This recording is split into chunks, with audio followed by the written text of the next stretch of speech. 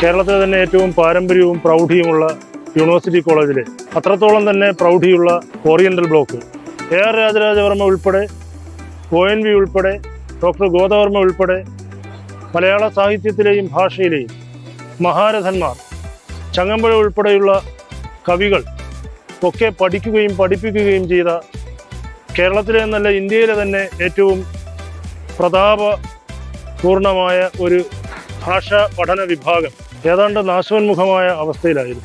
അത്തരമൊരു സന്ദർഭത്തിലാണ് ഗവൺമെൻറ് ഈ കെട്ടിടം നവീകരിക്കുവാനുള്ള തീരുമാനത്തിലേക്ക് എത്തുന്നത്. ഇത് കിഫ്ബിയുടെ ഒരു പ്രൊജക്റ്റാണ്. കേരള യൂണിവേഴ്സിറ്റി കോളേജാണ്. അതിൻ്റെ ഓറിയന്റൽ ബ്ലോക്ക് എന്ന ബ്ലോക്കിന്റെ റിനോവേഷൻ വർക്കാണ് നടക്കുന്നത്. ഇതൊരു ഹെറിറ്റേജ് ബിൽഡിംഗ് ആണ്. അപ്പൊ നമ്മൾ അതിന്റെ ഒരു പഴമയും തനിമയൊക്കെ അതേപടി നിലനിർത്തിയിട്ട് നമുക്ക് സ്ട്രക്ചറിൽ വരുന്ന പ്രശ്നങ്ങളെല്ലാം മാറ്റി അതേ രൂപത്തിൽ തന്നെ നമ്മൾ പുതിയ മെറ്റീരിയൽസ് വെച്ചിട്ട് പണിയാണ്. കൂടുതലൊന്നും കൂടി നമ്മൾ പ്രൊട്ടക്ഷനൊക്കെ ആയിട്ടാണ് ചെയ്തിരിക്കുന്നത്. മൊത്തത്തിൽ റൂഫ് എല്ലാം നമ്മൾ അഴിച്ച് വാട്ടർ പ്രൂഫ് ചെയ്യാൻ വേണ്ടിയിട്ട് അലുമിനിയം ഷീറ്റൊക്കെ ഇട്ട് അങ്ങനെ മൊത്തത്തിൽ നമ്മൾ പുതിയ ടെക്നോളജി ഉപയോഗിച്ചിട്ടുണ്ട്. അതായത് കുറച്ചും കൂടി നാൾ കൂടുതൽ കിട്ടാൻ വേണ്ടിയിട്ട്. പക്ഷെ നമ്മൾ ആ രൂപത്തിലോ അതിന്റെ ഇതിലോ ഒന്നിലോ നമ്മളൊരു മാറ്റം വരുത്താണ്ട് ആ പഴയ ഒരു ഇതിൽ തന്നെയാണ് നമ്മൾ വീണ്ടും പണിതുകൊണ്ടിരിക്കുന്നത്. ഒരുപാട് വർഷം മുന്നേ പണിതതായിട്ടുള്ള ഒരു ബിൽഡിംഗ് ആണ്. അതിൻ്റെതായ പോരായികകൾ അന്ന് അതൊരു പോരായികയല്ല. ഇന്ന് നമ്മൾ വെച്ച് നോക്കുമ്പോൾ നമുക്ക് ഒരുപാട് ഫെസിലിറ്റീസ് ഇല്ല. ഏറ്റവും വലിയൊരു പോരായിക എന്ന് പറഞ്ഞു കഴിഞ്ഞാൽ നമുക്ക് അവിടെ ഒരു ഹാള്, അതായത് ഒരു ഓഡിറ്റോറിയോ സെമിനാർ ഹാളോ അങ്ങനെ യാതൊരുവിധ പരിപാടികൾ കണ്ടക്ട് ചെയ്യാനായിട്ട് നമുക്കൊരു വേദി ഇല്ല എന്നുള്ളത് വലിയൊരു വീഴ്ചയായിരുന്നു. സെമിനാർ ഹാളുകളും കൂടെ ഉൾപ്പെടുത്തിക്കൊണ്ട് ഡിപ്പാർട്ട്മെന്റുകളിൽ എന്നുള്ള രീതിയിലാണ് പുതിയ ബിൽഡിങ്ങിന്റെ നിർമ്മാണം നടക്കുന്നത്. അവിടെ ആയിരുന്നപ്പോഴായാലും ഇത്തിരി കെട്ടിടത്തിന്റെ പ്രശ്നങ്ങൾ ഉണ്ടായിരുന്നു. ഫ്ലോർ ബുദ്ധിമുട്ടായിരുന്നു. ഓട് അങ്ങനെ തൂണുകൾ ഇളകിപ്പോയി വീഴുന്ന കുട്ടികൾക്ക് അപായം ഉണ്ടാകുന്ന രീതിയിലുള്ള പ്രശ്നങ്ങളൊക്കെ ഉണ്ടായിരുന്നു. അപ്പൊ അതൊക്കെ മാറി വീണ്ടും അത് പുതിയൊരു ബിൽഡിംഗ് വരുന്നതിനെ കുറിച്ച് ഞങ്ങൾക്ക് ഭയങ്കര സന്തോഷമുണ്ട്.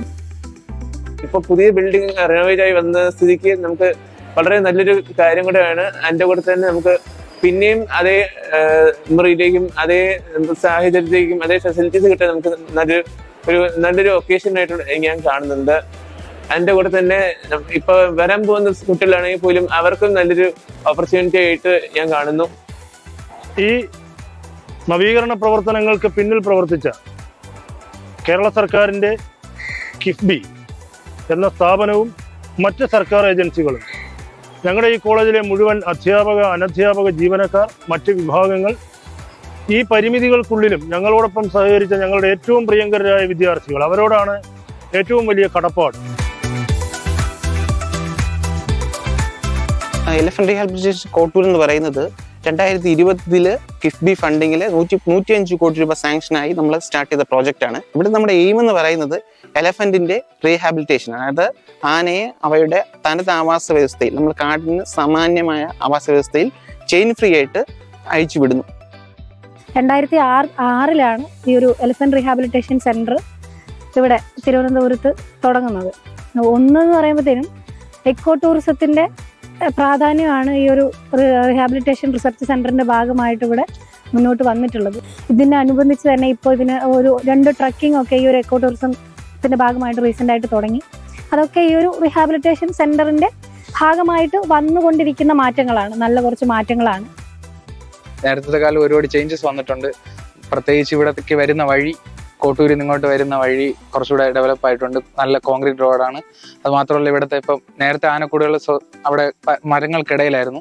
ഇപ്പം കാടിന്റെ ഒരു പ്രതീതിയായിട്ട് എൻക്ലോഷറിലേക്ക് കൊണ്ടുവന്ന് സ്വതന്ത്രമായിട്ട് തുറന്നു വിട്ടിട്ടുണ്ട്. അങ്ങനെ ധാരാളം മാറ്റങ്ങൾ വന്നിട്ടുണ്ട്. ഇവിടെ ടൂറിസ്റ്റിന് ആനയുടെ ഒരു ദിവസത്തെ ദൈനംദിന പ്രവർത്തികൾ നമുക്ക് തൊട്ടടുത്ത് നിന്ന് കാണാൻ പറ്റും. അതാണ് ഇവിടുത്തെ പ്രത്യേകത. 1 ഡേ വിത്ത് എലഫന്റ് എന്ന് പറഞ്ഞാൽ നമ്മുടെ ഒരു പാക്കേജ് തന്നെയുണ്ട്. നമുക്കിവിടെ ഒരു 8 മണിക്ക് എത്തിക്കഴിഞ്ഞാൽ രാവിലെ എലഫന്റ് ഫീഡിങ് ആൻഡ് ബാത്തിങ് ഉണ്ട്.